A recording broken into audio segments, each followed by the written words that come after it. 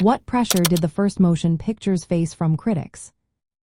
Imagine a world where moving images suddenly appeared, capturing real life in ways no one had seen before.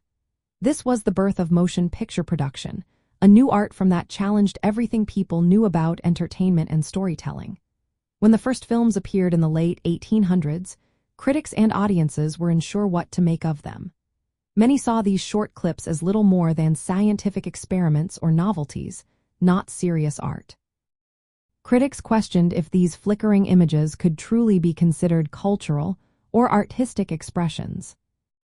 The early films were very simple, often just a few seconds long, showing people walking or animals moving. Because they lacked sound, color, or complex stories, critics argued they were trivial or gimmicky.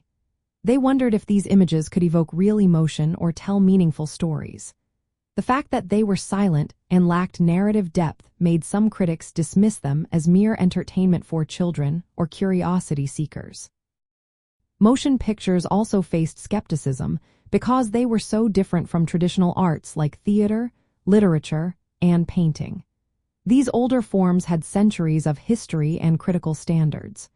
Critics compared early films to these established arts and found them lacking in sophistication. They questioned whether film could ever be a serious artistic medium. Technical limitations added to the pressure. The first films were very short, often only a few seconds long, and lacked synchronized sound or color.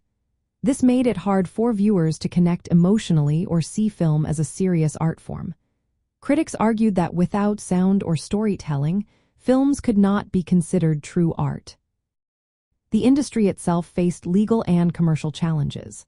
Patent wars, especially those led by Thomas Edison's company, limited how filmmakers could produce and share their work.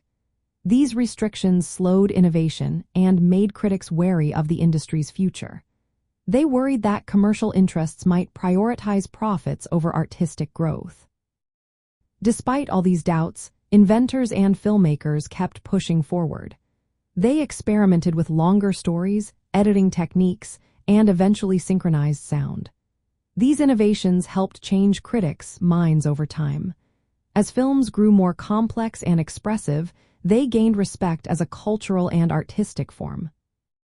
The initial critical pressure was a natural response to a new technology that disrupted old ideas about art and entertainment.